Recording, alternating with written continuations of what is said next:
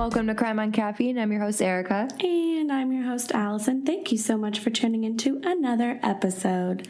Today, we be sipping on I think it's just a Tampa thing. It's called Maybe Kawa Coffee. And we are drinking the Nitro Cold Brew. And I am hype. Oh, yeah. I think they're like throughout Florida, but the headquarters is in St. Pete. See, there you have it. I get it every Friday. So it's my Friday treat. I have a drive-through one near my house. So I go and I get a Nitro Cold Brew with oat milk and lavender vanilla. Oh, lavender vanilla. I know. I love it. And their little yummy. breakfast Sammies are so good too. But Very yummy. that is what we be sipping on today. I don't really think we have any true crime world updates. Not that I know of. I am keeping an eye out for Royce Casey and the Elise Poller case. So once I hear from that, because that is going to be happening this month at some point, once I hear about that, you guys will definitely get an update.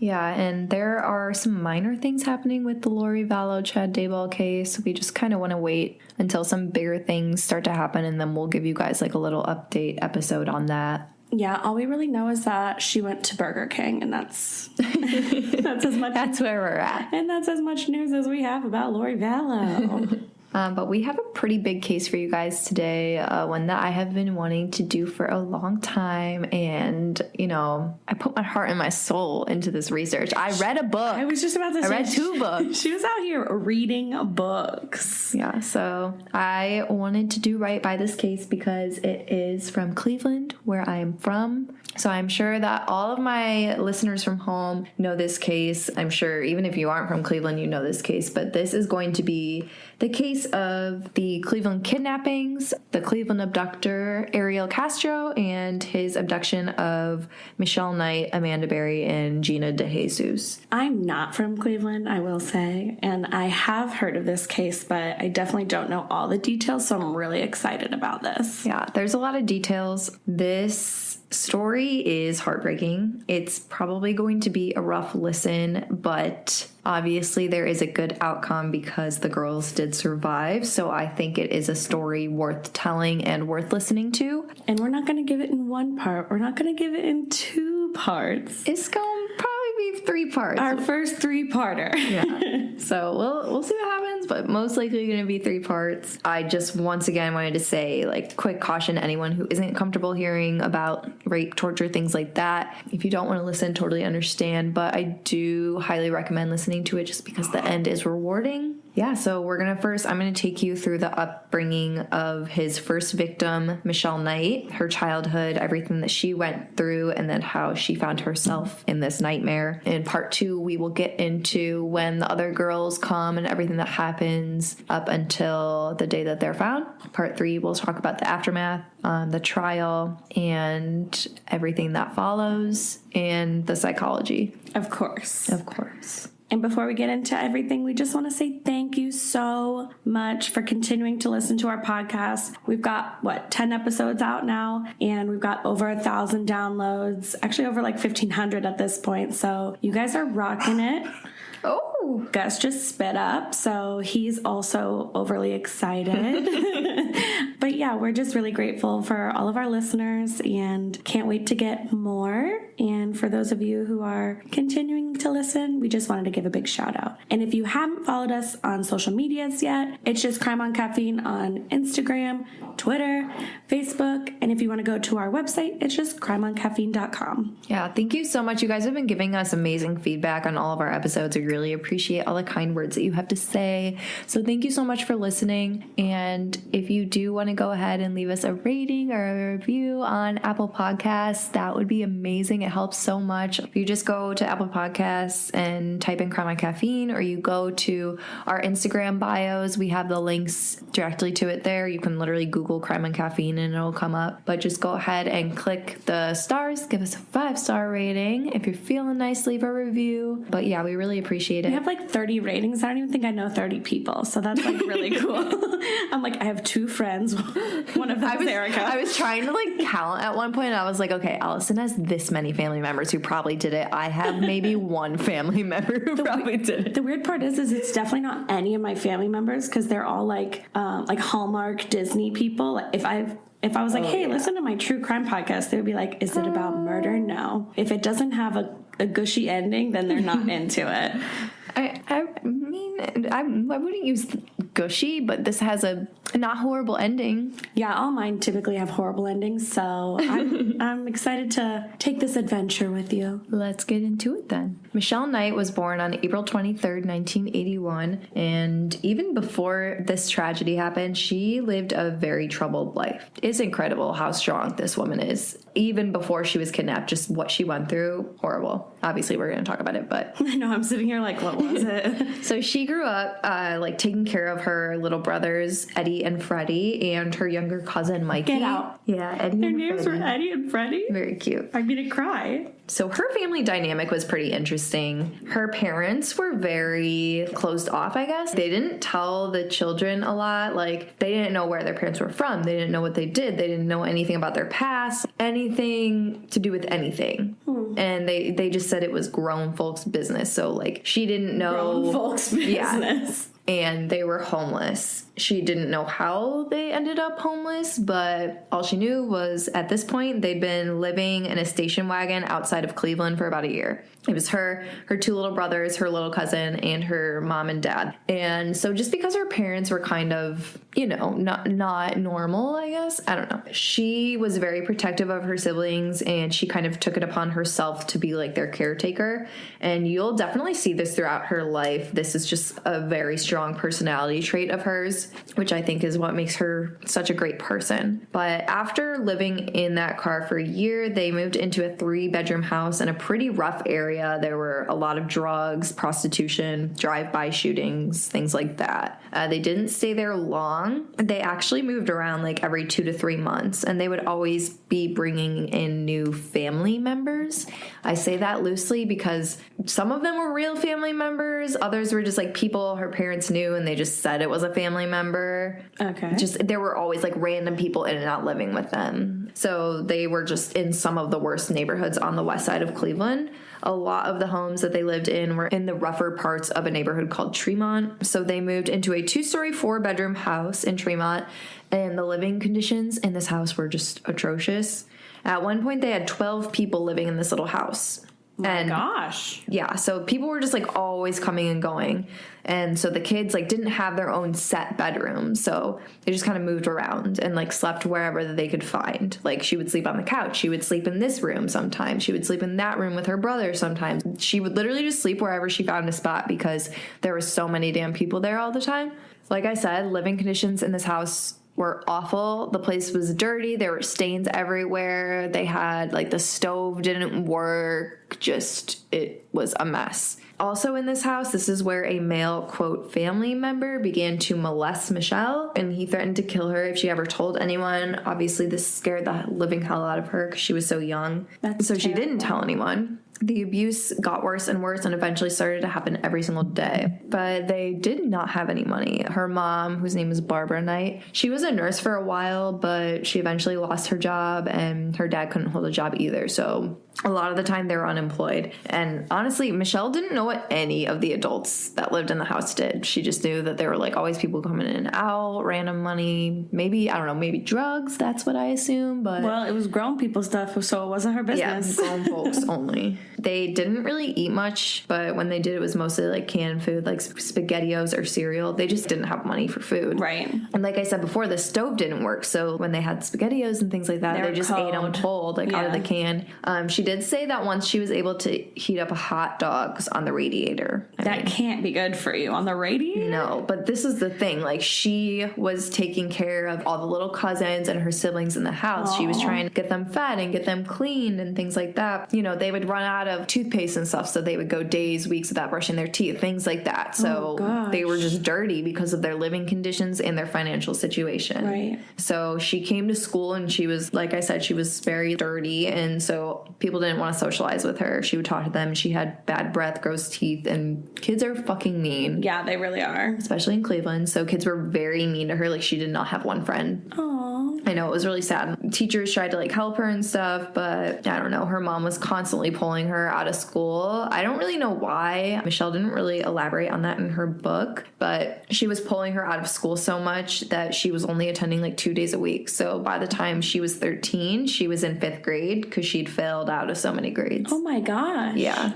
So as you can imagine, that obviously made the bullying and stuff worse, but I don't really think she, like, let it get to her. She had other shit to worry about. I don't really think she cared. She was barely That was the least of her worries. Yeah. She did love art class. It was, like, the only class that she actually liked, and she did really well in. Her teacher actually told her that she had a gift. Aww. Yeah, so she loved art. She loved music and reading. She liked, like, R&B, hip-hop kind of music. Okay, yeah. me too, girl. So she loved to, like, dance and everything like that. And she did read a lot of books. Like, she liked Stephen King novels, which I thought was cool. We love that. Yeah, so she was spending all of her time at home taking care of her brothers, all their cousins. At one point, like, 2 random babies showed up in the house. She was taking care of them. Oh my gosh. Yeah, she really took it upon herself to, like, protect and take care of these children the best they could, because none of these adults that were living there were doing it themselves. That's such a mess. I know. When she was about 15, they lived in a different house in Tremont. Unfortunately, the abuse from that family member I was talking about before continued. One night, she put sleeping pills in his drink so that he would pass out and not bother her, and she packed some things up in a backpack, and she decided to run away.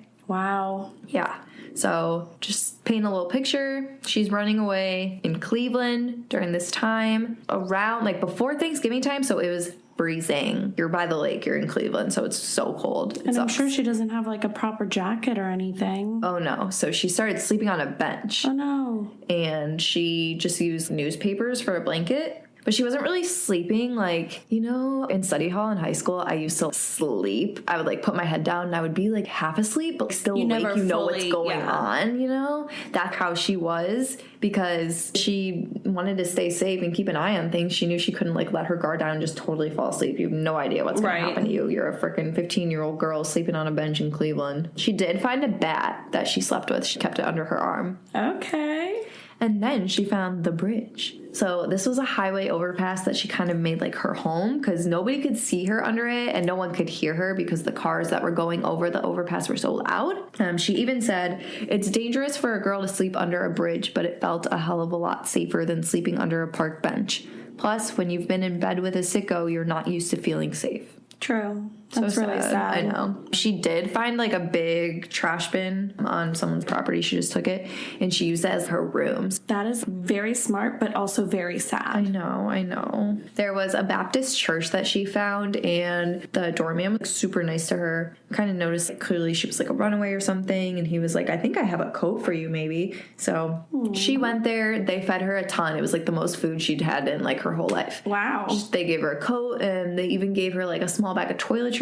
She hadn't brushed her teeth since she ran away, so this was really nice. She said that it felt like she'd run a stick of butter over her teeth. Oh. Yeah. So she continued to go to this church. She actually really liked going to church. She loved the music and, like, singing with the choir and everything. And she would go there to take baths in the bathroom. She kind of explains in the book how she does this. She pretty much takes, like, paper towels and... Like a bird bath. Yeah, like a bird bath. That's what I call them. Now she's under her bridge, and a man named Sniper comes up to her. He told her, like, he didn't want to hurt her or anything. He was just like, "Hey, you look like you need money. I sell weed and ecstasy. I need a runner to help me. I don't want to hurt you. Like, I will let you stay in my house, you know, whatever." So he let her stay in his house. It was huge, pimped out aquarium, nice as hell, like, big TVs, everything. He gave her clothes. He let her shower. It had been weeks since she'd taken a shower. Oof. He even got her tampons. That's really nice. I know. There was also another runner that lived with them named Roderick. Sniper was super protective of the two of them. Like, there was no shady business. She said that she was super happy there because it felt like she was finally a part of a group or a family, and she'd never experienced that feeling. In her upbringing, this was definitely, like, a more positive time, even though, you know, she was there to deal drugs. You can't have everything. You know? No, I was about to say. No, but he taught her to shoot a gun. She felt safe and protected and like a sister to them. She did go on a drug run. It didn't really work out that well, but she was safe. Sniper made sure nothing happened to her. Eventually he got busted, and this was the last they ever saw of him. So she and Roderick had to run, and they went back to the house. They grabbed everything that they could, and then she took him back to the bridge, and they stayed there. They went to the church for food and music, but as they were leaving the church, a woman spotted her that her parents knew. That woman ended up calling her dad, and he found them. He yelled at her to get in the car, hit her on the head, and was like, "That'll teach you to never run away again." Oh my God. And that was the last she ever saw Roderick. Aw, she lost 2 of her friends. I know. So the following year, she was 16. It was February of 1997. Her mom re-enrolled her in school. She was supposed to be in 7th grade because that's where she left off. So 16 years old in 7th grade. Gee Louise. Mm-hmm. But she ended up taking this test. She actually did really well on it, and she was able to move up to 9th grade. It's very clear that she was pretty smart for I was about to say, how much she school took it she missed. And passed, yeah. Heck yeah. Good for her. Mm-hmm. Unfortunately, her classmates were still horrible people. So it was to the point where she just started ditching class because she didn't want to deal with it anymore. That's so sad. Yeah. And now that she was back living in the house with her family, that family member who'd been molesting her before started to do it again. At this point, they were up to 15 people living in the house, and he was abusing her about 3 times a week for the next 2 years. So then her sophomore year rolls around, and she meets a senior football player who she calls Eric. And he started to showing interest in her, just saw her around school and started talking to her. They just kept hanging out. They were ditching school together, clearly liked each other. He eventually told her that he loved her. After they become official and everything, it was her first time having sex with her consent, Oh, that's really sad if you think about that. Wow. I know. And so she was head over heels for this boy because it was the first time that she was like, wow, someone actually loves me. Yeah. So then she found out that she was pregnant. And around the time that she found this out, she found out that Eric had been cheating on her with a girl who she called Cassie. She went to a different school. She called Michelle's house and was like, "Hey, I just want you to know that I've been dating Eric for a month." And then she hung up. What a terrible thing. I know, but also I would want someone to tell me. Yeah, I would want to know, but also I feel bad. I know, okay, Cassie, you're stupid. You should be breaking up with him too. Why would you? I don't know. He cheating on both. Mm-hmm. So obviously this broke her heart, and so she didn't tell him about the pregnancy. And so at school, he found out that she knew, so he started acting super different, and he was downplaying that they'd ever been together. He was like, "Oh, we just messed around. I didn't like her or anything. We were never together." This was very hurtful to her, and so they kind of had a mutual breakup. Oh. So then toward the end of that year, the end of 10th grade, she just completely dropped out because she was so exhausted from her pregnancy, and she was starting to show, and she didn't want people at the school to know she was pregnant, especially not Eric. For real. And when she was 5 months pregnant, her parents split up and her father moved out. And she also learned that she was having a son. Aww. Yeah. Baby boy. She was able to start defending herself from her abuser, and he definitely started to back off a lot more at this point, which good because she's freaking pregnant. Yeah. And then on October 24th, 1999, she gave birth to her son, Joey. Her mom started seeing a man named Carlos who ended up moving in with them. One afternoon in June of the following year, she came home to a very drunk and angry Carlos. And this was scaring Joey. He was a little toddler. And so he actually peed himself. And Aww. Carlos saw this and was so mad that he grabbed him by his right leg, grabbed and picked him up by his leg. And he fractured his knee. Oh my gosh. Yeah. That's terrible. I know. So terrible. She didn't want him to be taken away, so when she brought him to the hospital, she lied about what happened. She said he fell on the playground or something. But unfortunately, Carlos' sister called social services, and he confessed and said what really happened, so they came to take Joey, and they put him in foster care. This was one of the hardest. This probably was, the hardest thing that she ever had to go through, was losing her son. Yeah. Because him being born was the one thing in her life that gave her hope and kept her going. And you'll see that later on. That's the one thing that keeps her going, is her son. So sad. She was like, "I'm having this baby, and he's going to be the one person who loves me that I love back." And that's a given 100%. Yeah. Because she didn't have that her whole life. And now she had a baby. So this was absolutely heartbreaking, especially when it's something that she had no control over. It was not her fault. It was literally just because of her living situation, which caused these problems her whole life. She started going to court hearings and doing everything she could to eventually get Joey back and prove that she was a fit mother, but this was very difficult. She had no car, no money, no job, no support. She was able to have little visits with him. She moved out of her mom's house and into her older cousins. Her name was Lisa. She introduced her to another one of their cousins, Deanna. And so she started hanging out with Deanna a lot and Deanna's friend, Emily.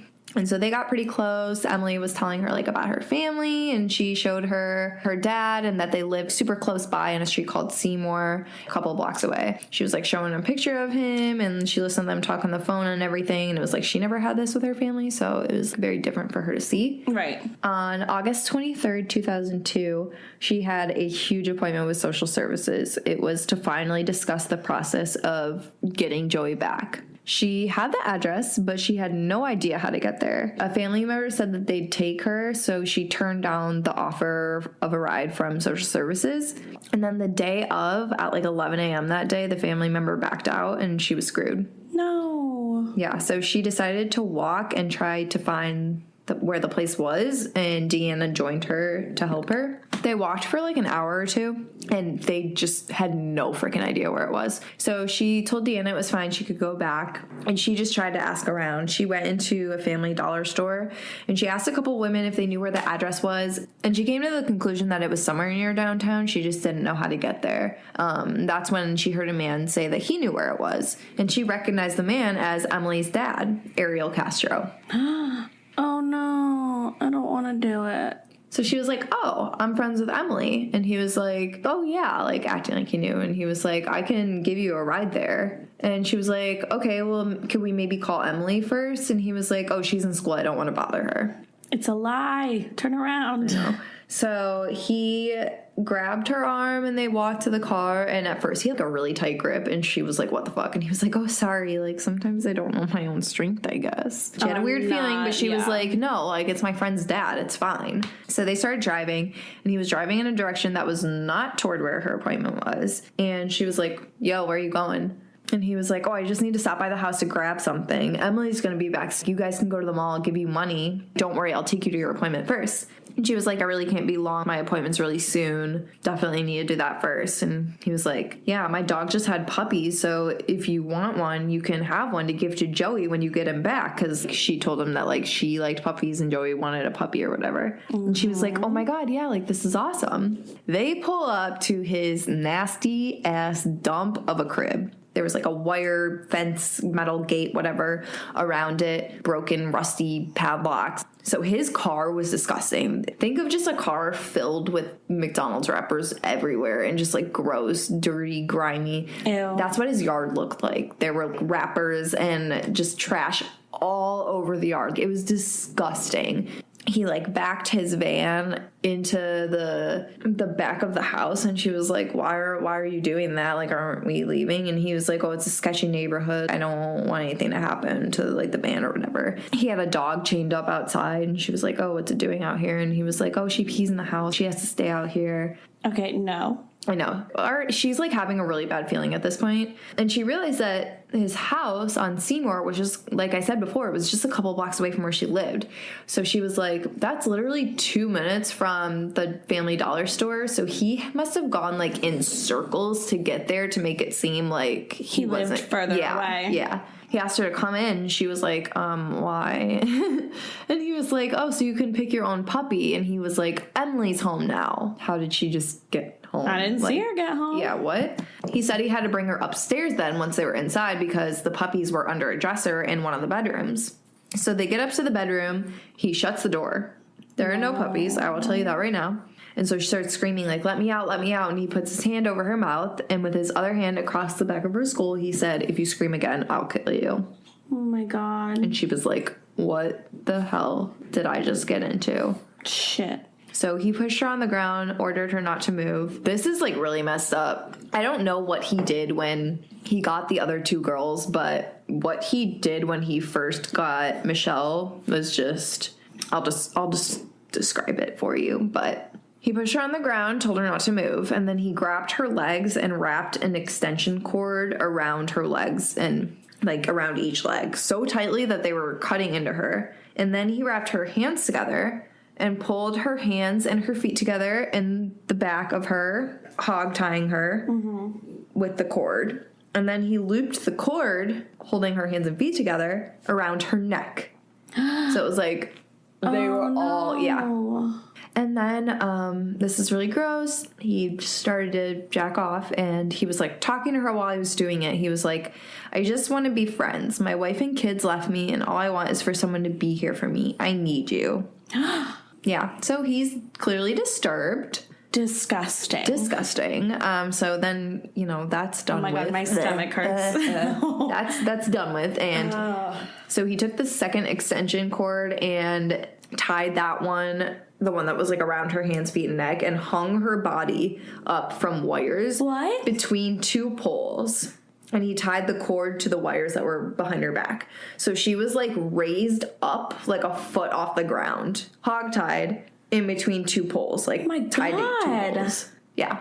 I'm going to throw up. So he stuffed a sock in her mouth, duct taped it, and left her there with the radio on full volume so that no one would be able to hear her. Not that she could do anything with a sock in her mouth, duct taped. And she hung like that for a couple days. Days? Mm-hmm. No food, no water, peed herself twice, passed out several times because the cord was choking her so bad. Oh my God. Mm-hmm. Oh my God, I literally... All on the day that she was supposed to be going to get her son back. Shut it. I forgot about that. Has anybody been dealt a worse hand? No. Oh, that is how I feel, Gus. And that's why this story is just so, because of the hand that she was dealt and how she comes out after. Like I said, hung there for a couple of days. After those few days, he came back and force-fed her some McDonald's. McDonald's is like the only thing that he fucking eats. I don't understand. Gross. I mean, don't get me wrong. I love me some McDonald's every now and then, but this was all he had for every meal, and he left the wrappers everywhere. Oh my God, they were all over his house. Like, his house looked like his car in his yard. Ugh. The house was disgusting. We're gonna put some pictures on the website. In the book, she includes a lot of pictures of the different rooms in the house and different places where she had been chained up and everything like that. She went back to that house? No, it was just like the evidence that the police took. Yeah, no. I was just about to say. No, you'll hear what happens to the house, but yeah, so. I'm already sick. He then proceeded to rape her again and again for the next hour straight. The mattress that was there was just like soaked with blood. Disgusting. Blood? Mm-hmm. I mean, it was so violent. Yeah. But you'll notice this a lot, but this is where he started to like turn into a different person just for a little bit, which he tends to do. But he was like laying down there talking with her as if she was like his girlfriend. He literally started crying. He was just saying like, I really wish I didn't have to do this to you. My wife left me. I didn't mean to beat her, but it's like, I got the power to stop myself. I got molested when I was a little kid and nobody did nothing about it. That's why I started jerking off. That's why I started watching porn. I just want one person to stay here with me. And she's sitting there like, dude, get the hell away from me. 1, I don't want to hear it. 2, I'm not your girlfriend. 3, a lot of people get raped and abused when they're kids and they don't turn out to be monsters like this. Like, who do you think you're talking to? She's been through all that. Whoa. So he then threw some cash at her to, quote, pay for her services. What? Yeah, he grabbed her purse and, like, spilled it out on the ground and found her ID. And when he saw that she was 21, he was pissed because he thought she was younger. Oh, my. Mm-hmm. He was mad that she wasn't younger? Mm-hmm. Disgusting. She was so tiny. She was, like, 4'7". Like, she was really small. So I think that's why he thought she was so much younger. Oh. But he told her that she wouldn't be with him for too long, and he said, like, probably just till Christmas. And then he took her down to what was referred to as the dungeon. Okay, wait, how many months away was Christmas? So she was abducted in August. Oh, my gosh. Oh, sister, you think 4 months is a long time? Just wait. You buckle up, kiddos. I'm not. You're in for a long, wild ride. I'm about to open this car door and roll out. That is why we need 3 parts to tell this story. I don't want it. Mm-hmm. So the dungeon was the basement. It was disgusting, just like the rest of his house, car, yard, etc., etc., etc. There were just gross piles of like dirty clothes everywhere. Like I said, there was just trash all over the place. There were like gross puddles of like water and just, it was nasty. So he pulled her arms behind her and tied them together with some bands, and then he stuffed another sock in her mouth. He began to wrap her around a pole that was like in the middle of a basement with huge chains all the way around her stomach. He wrapped them 5 times, and then the chain wrapped all the way around her face, so it went into her mouth. The part that like messes me up the most, and this was definitely the most frightening part for her, he took a black motorcycle helmet and put it on her head, so like she couldn't breathe or like see anything, and it was so heavy. And he dipped, and she stayed like that. She kept passing out, and then she would wake up. She had no idea like when it was, how long she'd been there, but she wasn't getting any oxygen from under that helmet, so she has no idea how long she was like that. But one day, after she woke up, she was able to undo those bands that were holding her hands behind her back. Mm-hmm. So she had use of her hands. Her body was still chained up, though, but she was able to take off the helmet and breathe. God. I know. So she heard him coming back downstairs, so she put the helmet back on, but those bands were still off. So he saw that, and he was pissed. And he grabbed like a huge pipe, and he threatened to shove it down her throat if she screamed. Oh my God. I know, he didn't, but she did say that this was like the one time where she didn't, I think there were like 1 or 2 times where she would not go into detail about what happened, and this was one of those times. She said, "What happened over the next 3 hours is still hard for me to think about. He didn't just rape me in the way he did upstairs. He murdered my heart. He forced me to do things that are too painful for me to describe, things I had never done and would never do again."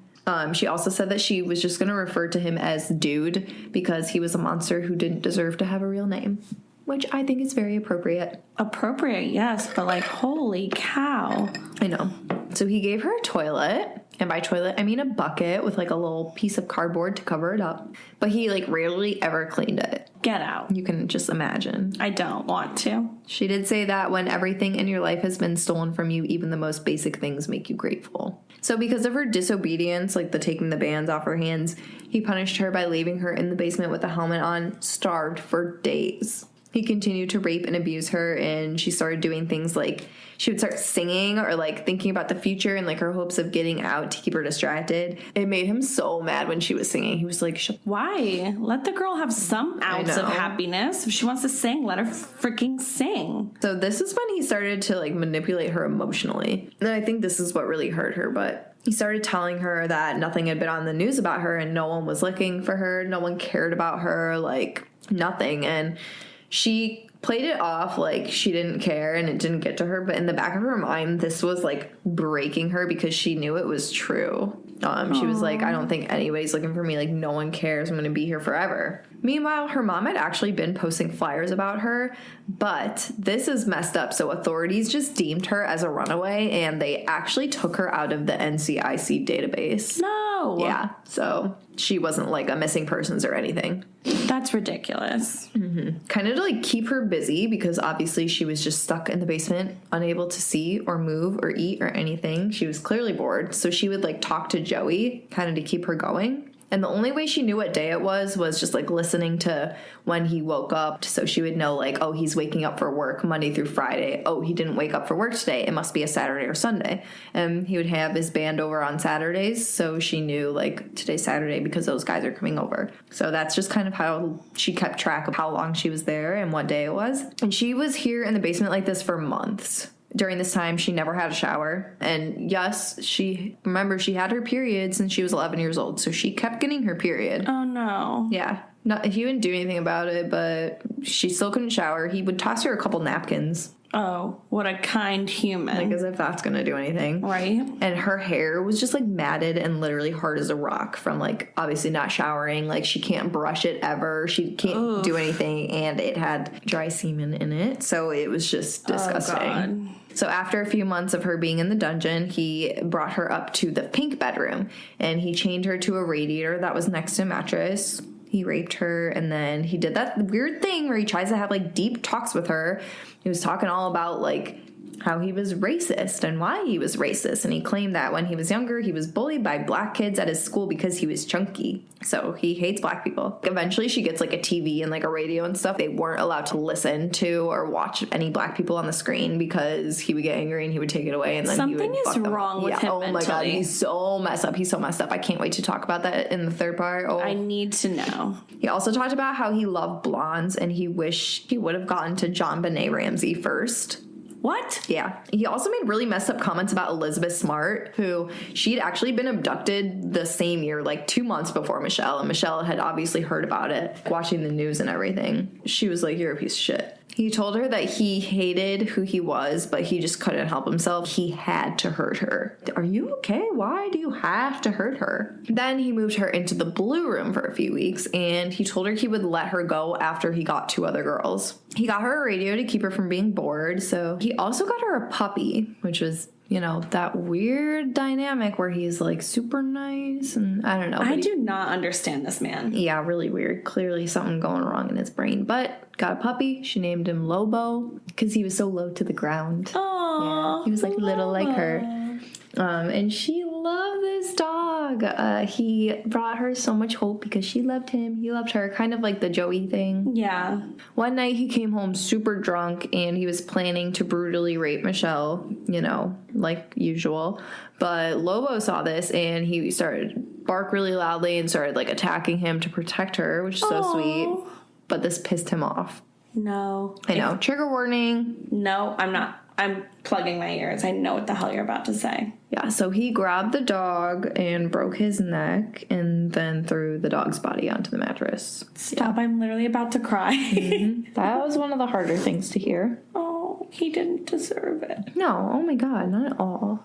He was just trying to protect her. Now he's going to take her up to the blue bedroom and chain her up. This is what she referred to as prison because he like boarded up all the windows and everything. So like she couldn't see a thing. It was winter, so it was freezing. He kept his house so cold, like no heat, nothing. And he made her sit there completely naked, chained up. In the cold? In the room, yeah, and it was freezing. And she stayed like that for 4 months, and her body was literally blue towards the end of this. At the end of the winter, like beginning of springtime, he gave her a TV, which was life-changing for her because this gave her an opportunity to like keep up with the news, celebrity gossip, and all things happening, which kind of, you know, distracted her, and she liked that she was able to see what was going on. Right. One of the things she saw was Elizabeth Smart being found in March, and that gave her a lot of hope because she was like, okay, maybe that'll happen to me too. And then after 8 months with this beast, she finally got to take a shower. 8 months? Mm-hmm. 8 months. Oh my God. But the shower was disgusting. It was just like grimy. There was black sludge all over the place. Like she started to shower. Obviously the water was just like cold and gross and just like there was black rinsing off of her. It was disgusting. Her hair was way too matted and hard to even wash. Like she couldn't do anything with it. No, so she just cut it off. There was no hope. You couldn't wash it. You couldn't brush it. Nothing. On April 22nd, she'd been watching TV and she saw a news report that the day before, a 16-year-old girl named Amanda Berry went missing in the same area Michelle had been taken. It was actually her 17th birthday, the day that she was watching this. It was like she was abducted the day before her 17th birthday. And she actually recognized her from art class, and she just had this feeling in her gut that the guy had snatched her too. And so a month later, she started hearing super loud music and noises coming from the basement, almost like what it sounded like when he had her down there from when she'd first been taken. And that's when she knew that it was Amanda down there. And that is where we are going to stop part 1. No, you can't do that. I'm going to do it.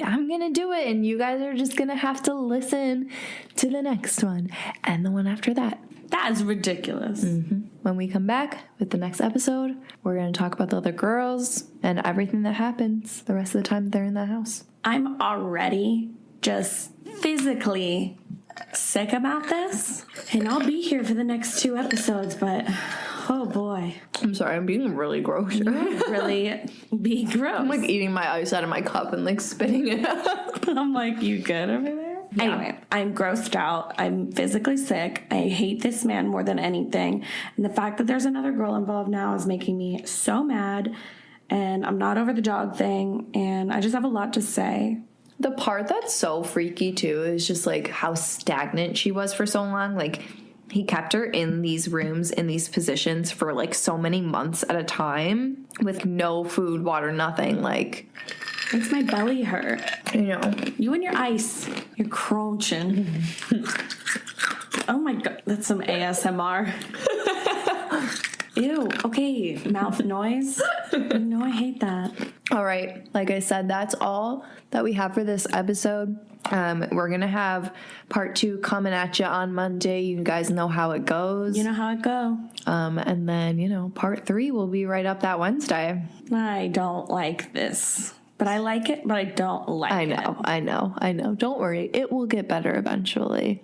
But thank you guys so much for listening. Stay updated with everything so that you know when parts 2 and 3 come out. Go ahead and follow our social media at Crime on Caffeine. Follow us on Spotify. You will get notified when the episode's up. I love getting that notification. I do too. I'm like, oh my God, they released a new episode? Awesome. It's me, but I also... And then I don't listen to it.